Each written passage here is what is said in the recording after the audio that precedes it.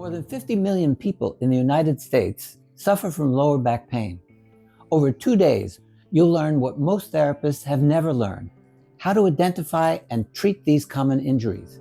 Under my guidance, you'll put your finger on the sacroiliac, iliolumbar, sacrotuberous, and supraspinous ligaments, the actual structures causing most chronic pain in the back, plus the gluteus medius, psoas, and iliacus muscles that keep people suffering for years.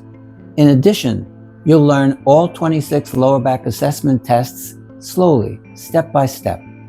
By the end of this training, you'll be able to assess and treat almost 30 injuries that cause chronic lower back pain.